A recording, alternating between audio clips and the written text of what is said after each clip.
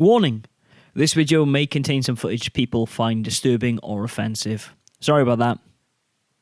Hello there everybody and welcome back to another episode of Boy Curious, the show in which I, Matt the Game Boy, look at bootlegs and oddities for the Game Boy and Game Boy Color and present them to you lovely people so you don't have to play them. This week we're going to be looking at an incredibly odd fish that I'm actually quite reluctant to say the name of. It's terrifying 9/11. Today I'm going to pose an interesting moral dilemma to you Game Boys and girls.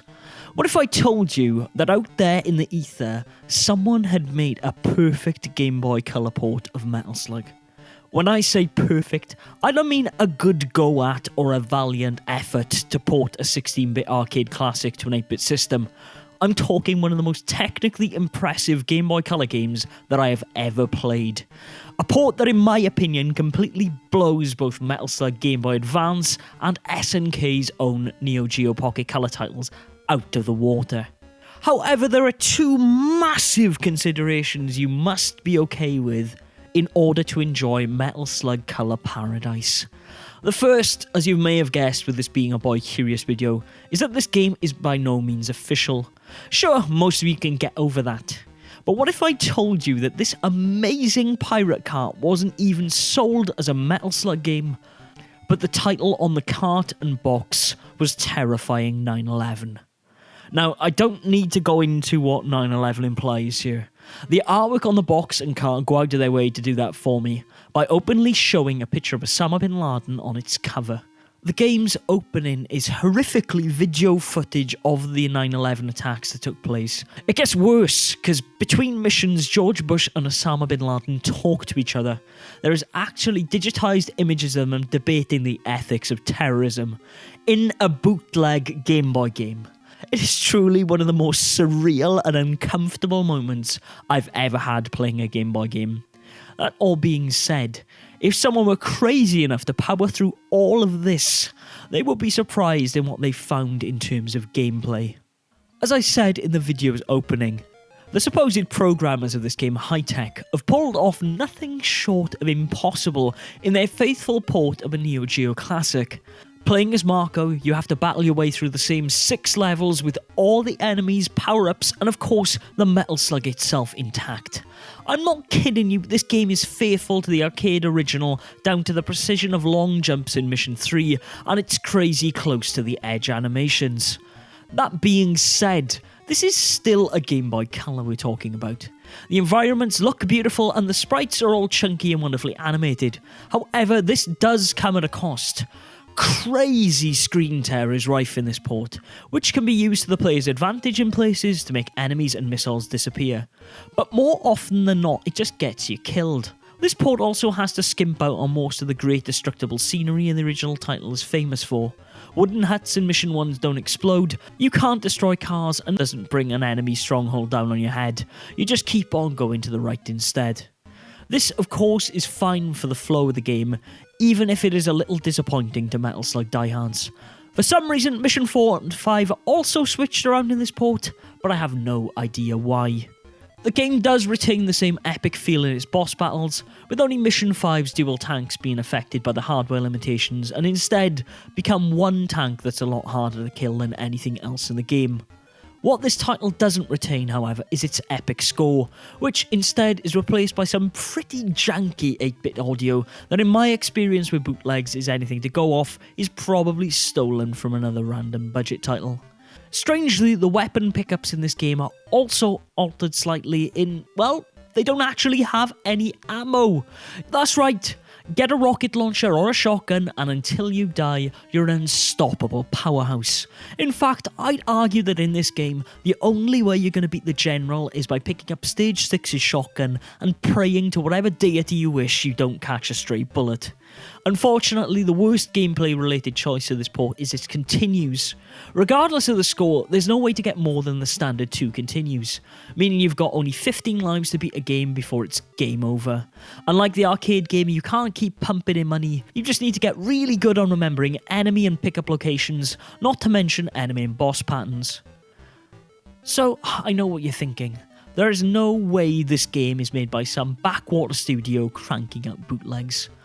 And I'd agree you're probably right. The theory of this game's existence is actually that it was meant to be an official port of Metal Slug. However, it's completely unknown why this game never saw an official release if that's the case. How the whole 9/11 thing came into it is anyone's guess.